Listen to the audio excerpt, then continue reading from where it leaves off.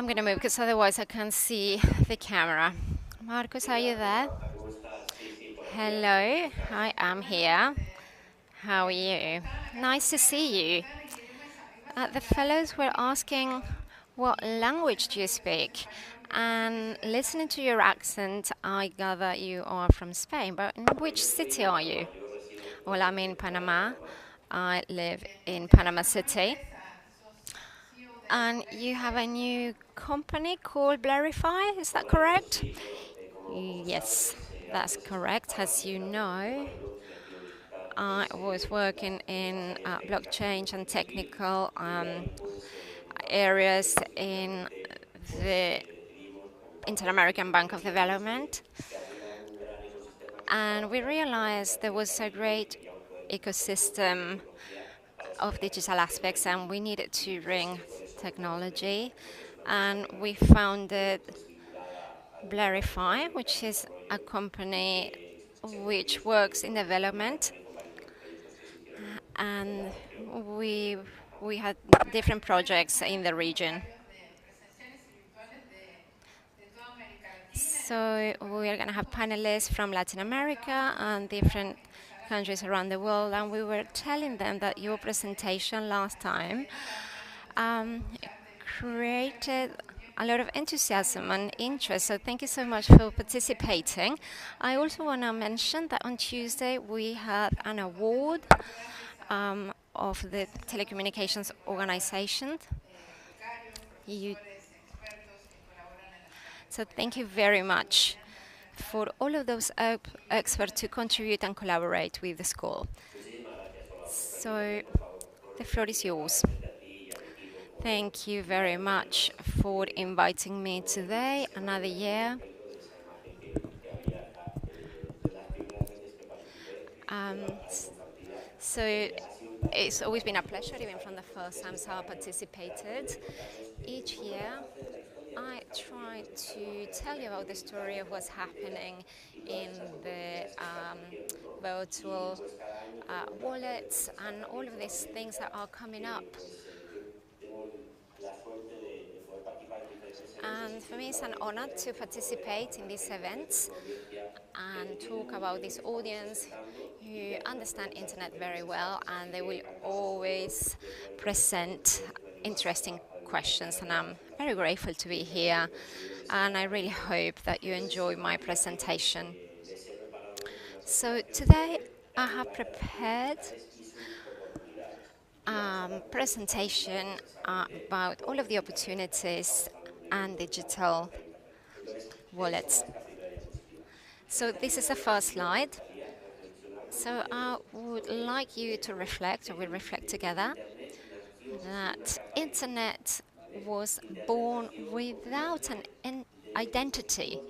It was a web of devices interconnected to share information, but without an identity, that it was almost impossible to identify those devices.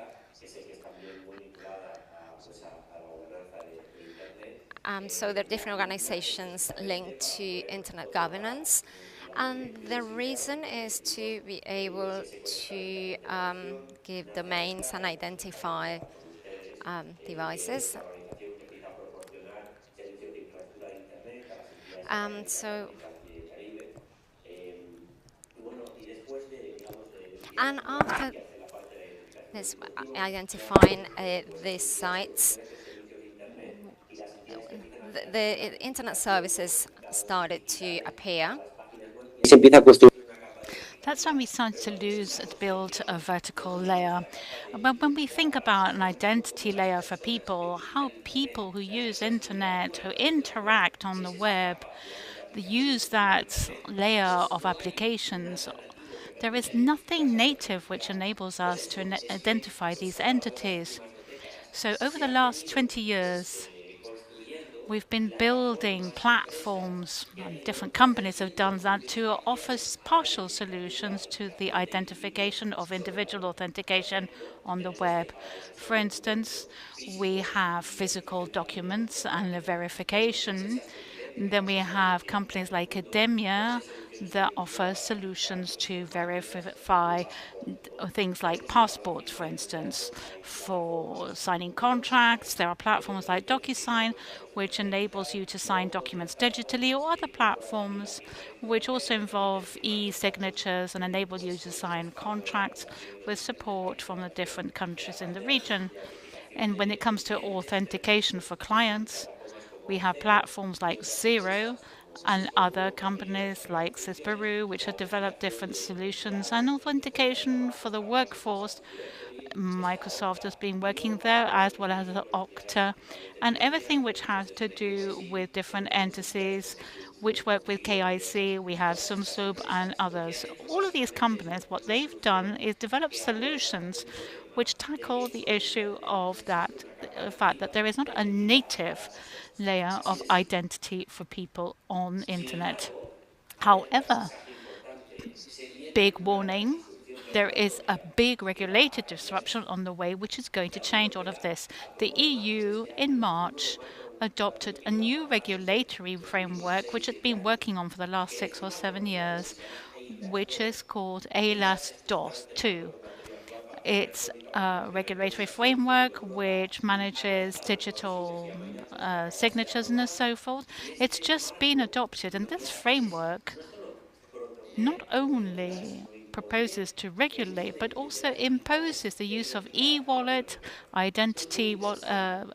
e-identity documents throughout the EU, so that by 2026 or 2027 in the EU all the countries will be able to offer e-documents and e-wallets.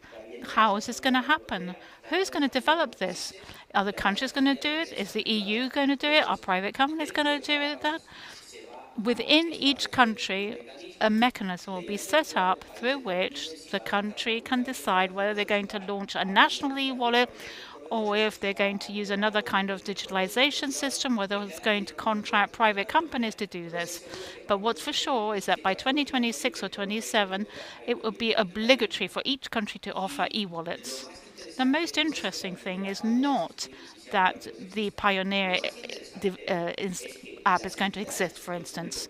But what is interesting is that banks and private and public sector entities will be obliged to accept people to connect using their e-wallet.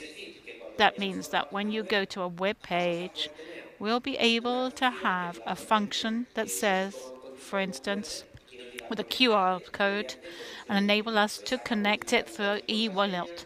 No more passwords, no more third-party authentication, and we'll be able to scan the QR with our cell phone and connect directly to the page. That's going to be happening in Europe the next 2 or 3 years. Now, given that everybody has to adapt to this new rule, and this is where all the main players are, it's not going to just happen in Europe, it's going to scale up to the world. And there will eventually be a global application of this new system of identity e-wallets. And Latin America and Caribbean is obviously very keen to bring this to the region and see how we can set up a framework which inspired and even compatible with what's happened in Europe. Now,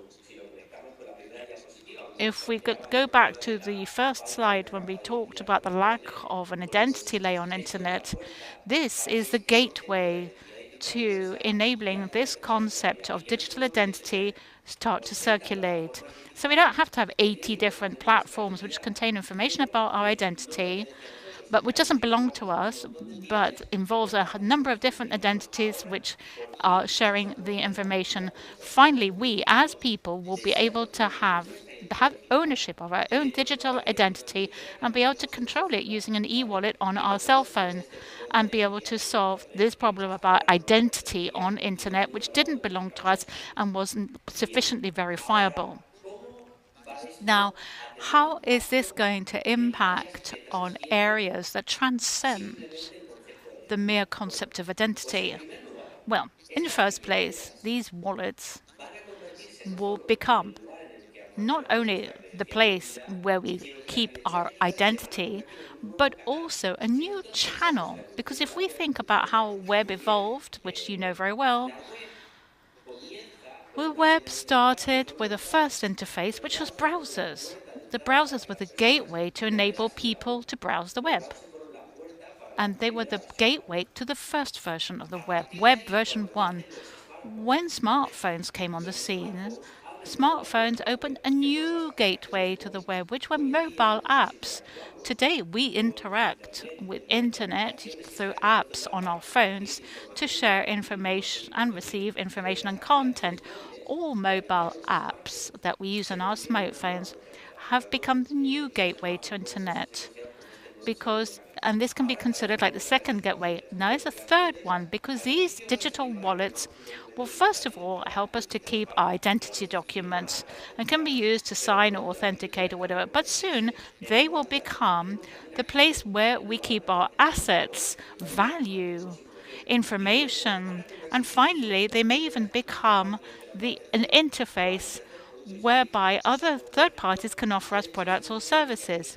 Now, if you think about applications like Rappi or Mercado Libre, these applications which are already commercializing products and services, this can do this on your wallet. If I have my personal wallet where I have my identity, some suppliers are going to want to market their products and services on directly to our wallet. So because we pay them through our wallet, and they may even pay us to be able to advertise their products directly in our wallets. So it's like a new channel to connect to the web and to interact with others on internet. Now, the one-time Know Your Customer will now be replaced by digital cards, which can be reused. So we'll start to accumulate these different kind of credentials in our wallet, and we can present them to third parties who can trust in these credentials. And it'll be better than KYC because you'll probably have seen there's quite a lot of scandals about KYC where AI, which fishes or impersonates to fake these levels of control. So digital credentials from that we use with different suppliers that will enable us to keep the information will also help us to prove who we are for third parties. And here's where we connect to the idea of blockchain, which is what I usually talk about, and particularly have been over the last few years when I've had the opportunity to talk to you. If we connect these wallets to blockchain and we connect our identity to blockchain, these wallets, which are identity wallets in the market, will eventually be able to use for digital signatures, tokens, payments, cryptocurrencies, stablecoin, everything can be integrated safely and privately and user-centric and a user-friendly way into these wallets, which will be this new channel. So that is like the framework that I want you to bear in mind, which is so disruptive. Now, I'd like to move on to talk to you about what this new web will look like. This new web has four main pillars, which are going to change the way that we interact and are part of this digital transformation which is affecting us today. So on the one hand, these digital wallets will be the channels which will enable us to control our digital persona. Then our identity will be represented on verifiable digital credentials. Thirdly, we will see that our assets, the value, will be represented more and more using tokens, which are decentralized and can be transferred in real time. If I'm going too fast, don't worry. We're going to go into this in more detail in a minute. And fourthly, in terms of trust, the trust records in which we can against which we can check our credentials will be decentralized records. Let's go into depth.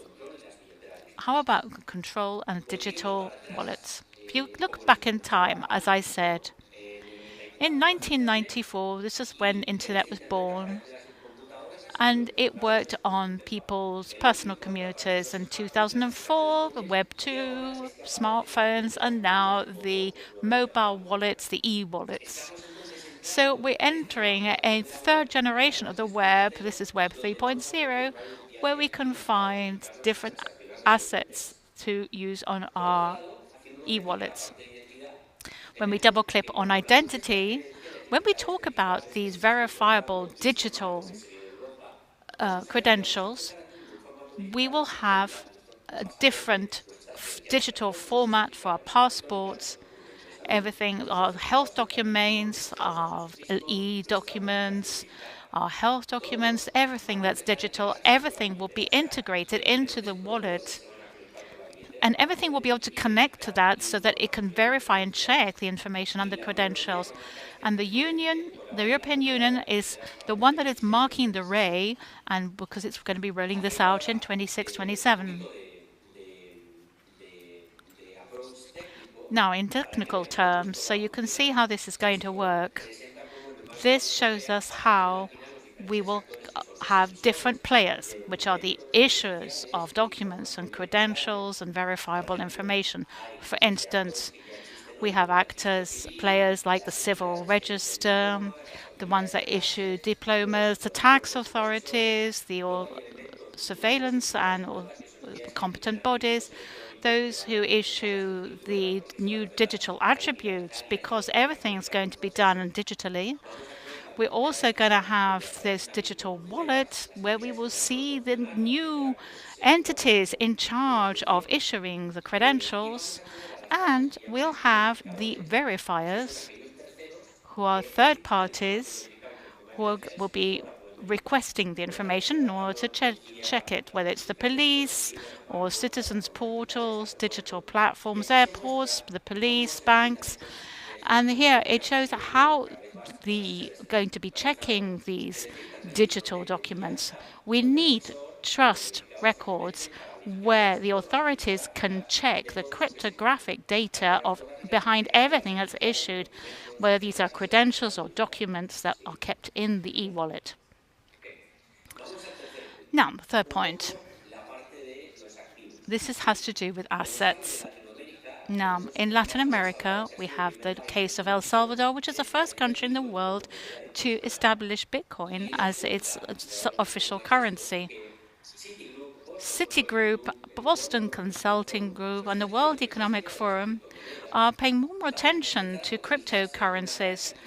And they're saying that they're going to tokenize something like $3 trillion worth of assets, financial assets.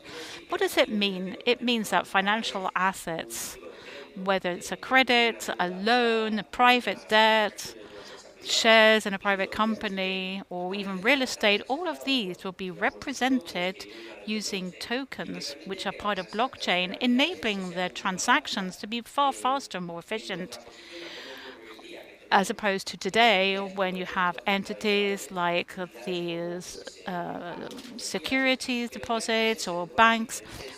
And what they do is take several days to carry out a transaction, whether it's a liquidation or releasing a deposit or whatever. So when we talk about these decentralized records and smart contracts that are able to automate the value of these digital tokens, this means that all of these transactions will start to take place and can be done 24/7 instead of just in office hours. Everything is going to be automated, which also reduces the risks that the other party, for instance, when you transfer, this is a real world situation. When I buy a car or sell a car, I have to wait to get the money. And the question is, do I wait to be paid? When do I give them the documents? And the car will now be represented by a token, as will the payment. So in an intelligent way, both things are blocked until the transfer has been completed, and so neither part scams the other. So in terms of credit notes, everything's going to be totally traceable and there will be no opportunities for fraud. And international transfers like remittances can also be carried out much more quickly.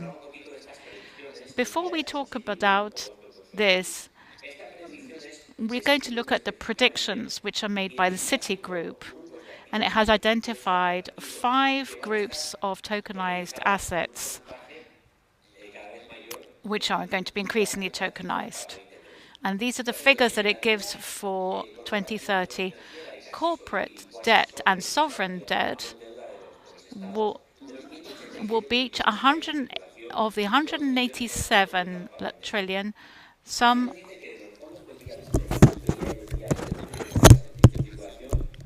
1 trillion will be tokenized. Of the 20 trillion that are currently available in real estate, 1.5 trillion will be tokenized. Private equity venture capital, which was worth 7 trillion, some 0.7 trillion will be tokenized. Securities financing and collateral, there will be of the total of 42 trillion in circulation, we're expecting as much as nearly 2 trillion. And when it comes to trade finance, which is international, import and export, a market worth 12 trillion, we're expecting 1 trillion to be tokenized. This is just a vision of Marcos Allende. It isn't just my vision, which I'm just talking about. I'm saying that this is what we can expect to see through the e-wallets, and this is a vision that is shared by BCG and Citigroup. If you look at JP Morgan, which is one of the largest banks in the world, you can already see them that they're working with a lot of tokenized assets, which run into the billions of dollars. Finally, trust registers, which use blockchain. These enable various things to take place in these 2 verticals. So in terms of identity, it means that there can be public lists of the people who issue different kinds of credentials. You can be able to check credentials. You can see where the organizations have got to. And in terms of assets, we'll be able to use tokens, which enables transfers to made and liquidated in real time, and transactions to be automated. And all of this will happen in decentralized trust records. So everything I've been talking about, I'm going to summarize. So we've got identity, value, trust, and ownership. As I said, 1994, Web 1.1, basic computers and browsers, people's identity was still physical, value was on paper, trust, and there was no digital property. In 2004, Web 1.2, identity started to take place in different regulated media, but it was still quite inconvenient because it's difficult to get digital signatures, and a lot of things still took place in the physical world. In terms of values, these went from being on paper to digital assets, which were transacted digitally, but it was still pretty inefficient. Confidence, trust would continue to be the same, and property was started to be digitized, but it's still in third-party hands. Like banks, for instance, have digital records of our money, right, in our accounts. Now, in this new web, what's going to happen is that identity will be in our hands through the digital credentials that we own. Trust will be decentralized, and property, which still requires intermediaries because have trust in the system, but this will start to be coordinated directly by us through our own digital wallets. Finally, a bit of a spoiler, really. I've launched this company called Blarify, and this is the last slide, where I show you a little bit how Blarify works to create the components to enable this new transformation of the public and private sector. And if you know of any company that would be interested in analyzing this, we can provide you with everything, the integration with blockchain, our own protocols for this new generation of verification. We have our own middleware, and we have our own user interface and our own wallets. So I won't take up any more of your time to talk about Verify, but please contact me if you want any more information or would like to continue conversation. This is my Twitter, this is my LinkedIn profile, and I'd love to be able to chat with you about anything that you like on this subject. So here I am. I'm open to questions from the floor. Thank you again for the invitation to speak, and a round of applause for Marcos. Voy a las manos levantadas, ahí voy.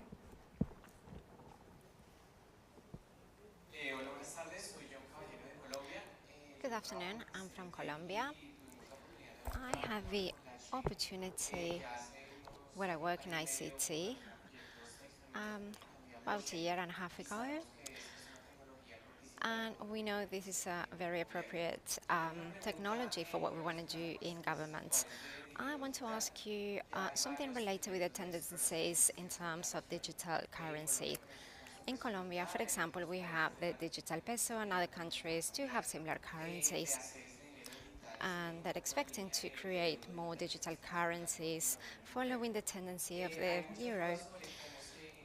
There's uncertainty in terms of how to implement the technology in the currency and legal currency. And we would like to know exactly where I'm spending that currency. So blockchain looks like the ideal solution to manage this information. But some governments and states seem to be very uncertain, particularly in terms of sovereignty around their currency and around platforms like blockchain. So what's the vision that we have of blockchain, and how can we protect country sovereignty and privacy? Very good question, thank you. Well, firstly, well, for those of you who don't know, the regional blockchain project, which is being coordinated from the IADB, and it has credit lines open for any entity who wants to use blockchain. And this is a network which is supported by the ADB. It's called LACchain, and it's from part of LACnet, which LACNIC is also a part of, and it's part of the growth of internet in Latin America. Well, I didn't talk very much about digital currencies. It's a central bank digital currencies, which is this new generation of currencies where central banks have seen tokenization as a very efficient solution and want to compete in that level of efficiency, as in the field of cryptocurrency or stable currencies like USDC and USD. And then the banks are saying, well, I want to create my own digital currency or my own digital token and use blockchain to do this. So in Latin America, we're seeing the development of this. And in Brazil, for instance, where the TREX project is underway, it has been blocked at the moment because they're carrying out analysis into the whole issue of privacy, implementations that can be scalable. And at the moment, the world is trying to understand how to work with these currencies, these central currencies. Because if we incorporate everything into a blockchain, how can we use this to see whether we can identify something? And because what happens is that sometimes the whole payment chain will become public, and that's not necessarily what we want. That's the big debate here. If you want my personal opinion on this, as individuals, as citizens, we use digital forms of payment by which actually are credit cards and bank transfers. And this is regulated nationally. We already have a chance to pay digitally. We don't need these CBCs to reach us. What we do need is for the mechanisms which underpin our payment system can be erected on the CBCs. So the idea is that the financial entities have systems to liquidate transfers in real time and offer us interfaces such as the ones we have today that enable us to make payments, like international ones. We can do these in real time and without such high costs. What we need to do is change the current financial infrastructure, which is operated by the current financial players, and bring new players into the market. But I think the issue of privacy is the most critical one to be resolved when we're talking about tokenized currencies issued by the central banks.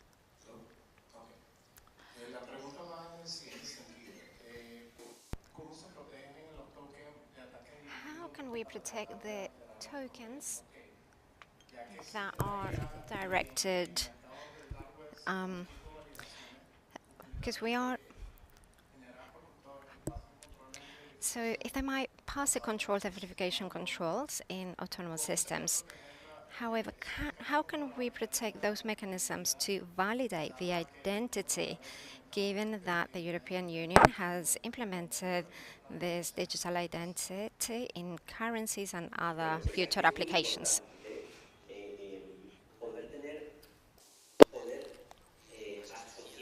It's very important to be able to associate trust with trustworthy organizations. There are going to be lots of players in this new digital era who are going to be issuing false credentials, fake credentials, and fake information, and fake assets. That's going to happen. Now, but what's very important is to have organizations of trust who are able to check who generated the specific assets. Because if we can put our trust in these organizations and know that a credential was truly issued by a ministry or a health body or a university, or an asset was issued by a specific financial entity, if we have that trust which well established, we will be able to differentiate between truth and lie. Now, regarding what we're talking about, the modification of information, the way blockchain is constructed. Now, we've worked a lot with quantum computing to handle blockchain information. The blockchain networks are very well protected, and they're very well protected in terms of quantum computing. But it's not possible to modify the information once it's up in the blockchain. Everything is going to be very well protected, but the key is who are the players who are creating these assets, because we need to know whether we can trust that information and those assets. So what we're really talking about are the roots of trust.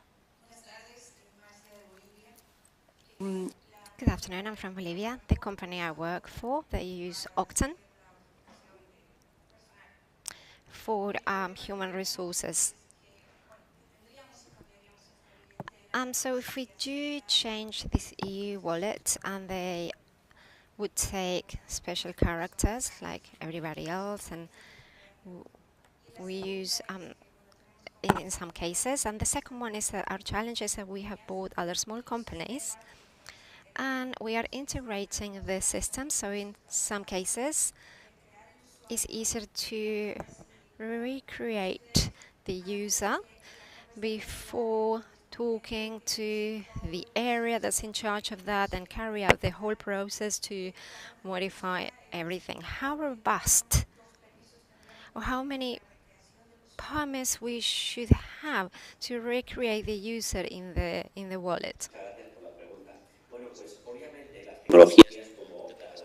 Obviously, platforms like Okta, which have been around for a few years, have been quite refined during all these processes. Now, in the case of e-wallets, this is still a work in progress, as are the credentials, but there are solutions which are seeking to cover all these different scenarios that you mentioned. But to be honest, these scenarios of what we do when we have an issue with phishing or when we deal with special characters. We, I can only say that there are things that we're going to solve as we go. We are at the beginning of this new era of e-wallets and digital wallet identities. And the next few years, we'll see exactly how solutions can be developed and how Okta, for instance, can start to implement these new functions within its proposal. Not all platforms that are current today are going to disappear, but simply they're going to evolve to incorporate these e-wallets, and they'll be adopting these new technologies. Part of the process is seeing how these different characters and migration of certain systems can be done in an efficient way.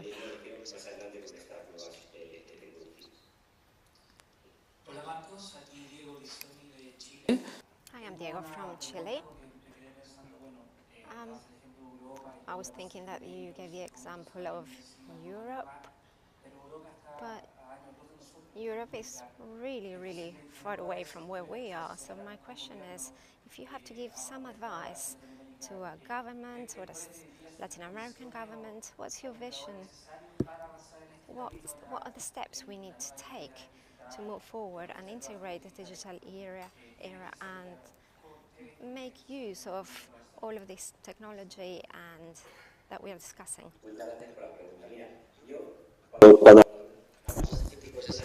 When we talk about these sorts of things, I always say, in 50 years ago in Singapore or in South Korea, and if we had been there, we would have been, if we had looked at them from Europe or US, we would have said these countries are light years ahead of us in terms of technology development. And in China has a long-term strategy where they are taking advantage of these developments. So what we're trying to do is just run slightly behind them just to see where the problems are so that we can learn from their mistakes. And we can always change direction, but we'll just see what other people are doing at the same time. You can move in any direction you want. Once you pick up speed, obviously it becomes harder to change. It may be that some countries are further behind than others, but they'll learn from other people's mistakes. And they'll, in Europe, for instance, there are tons of regulations, tons of processes, and each time you make changes, you have to give time for everybody to adapt to that change. And you also have to deal with the resistance from people who say, but it's changed enough, we don't want to change anymore. Now, in Latin America, it may be a bit behind, so the effort has to be greater, but ultimately the gain from making that effort is going to be greater because they'll learn from the rest. Chile is pretty advanced, particularly in terms of digital signatures, and further ahead than other countries in Latin America. They could adopt these e-wallets very easily and use this e-signature because they've already got something that's very similar to what's going on in Europe. So we're talking about governments who are interested in adopting this concept of the e-wallet. There are countries like Colombia have already been talking about this citizens digital folder. Now, could I say in answer to this question? I would say, let's sit down to see what is there in terms of data protection and regulatory issues governing e-digitals, and where have you got to in terms of the digitalization of assets or crypto assets? Because on the basis of that, you can draw up a roadmap to see how you can develop the technology. If something needs to be changed, adapted, and something new brought in. But once again, you can only establish a regulatory framework which includes something like an e-signature and to incorporate a digital wallet. This is something that can be done relatively easily.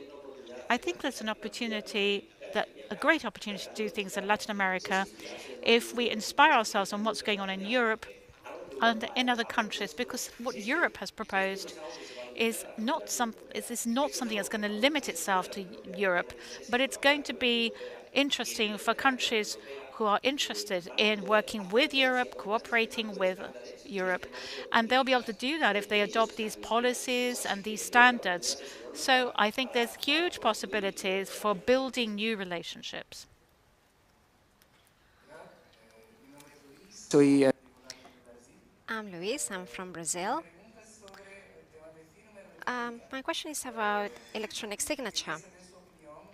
I'd like to have your opinion on this.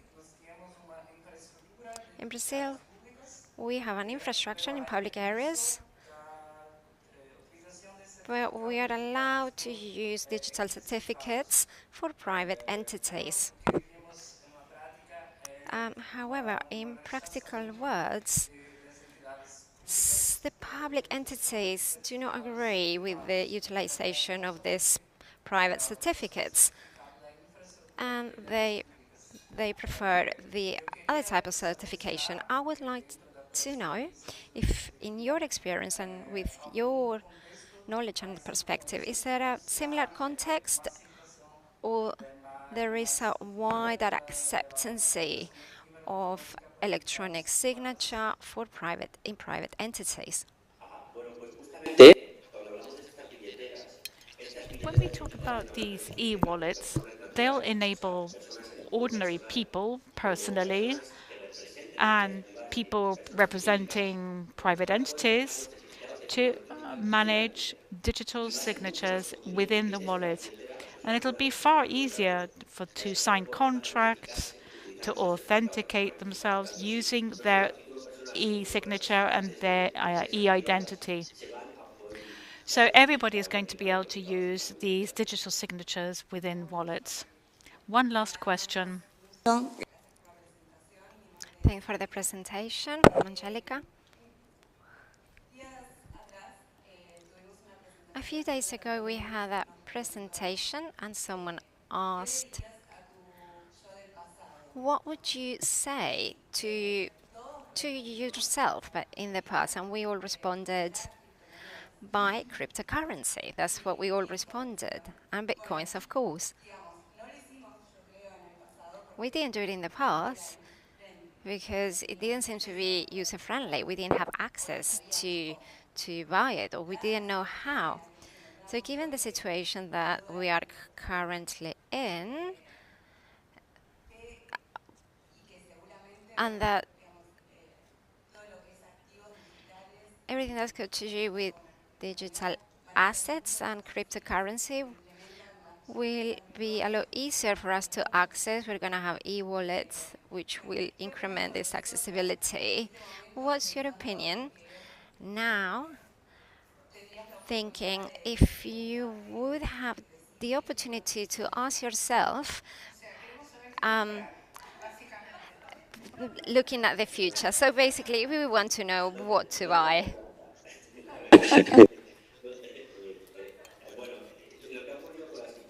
Well, what's happened with cryptocurrencies is an extraordinary phenomenon.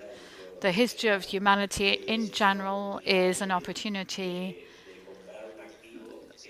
which is about buying an asset which was multiplied in an unprecedented way. It's very difficult for that to happen now with something else. And personally, how to make the most of this?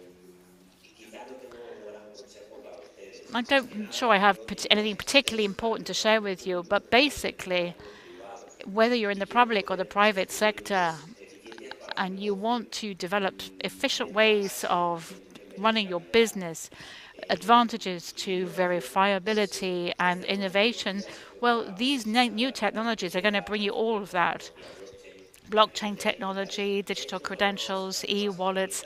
These are the new digital tools that we will have available, and I would encourage you to start studying them and analyzing them and see how you can adopt them to your benefit. If, for instance, if I anybody who can identify a way of becoming a millionaire overnight, well, obviously, I would share that information. But frankly, I don't really have anything. I don't have any useful investment information to share for you. But otherwise, I hope that my speech was of interest to you. Well, we did try. We tried to find out what to invest in. Well, a round of applause for Marcos. Thank you, Marcos. Super interesting. And thank you for sharing your time and your knowledge and the presentation. And good luck with your new enterprise. Thank you. Bye-bye. That was fascinating. He didn't tell us what to buy, did he? Darn it. Well, coffee time, right?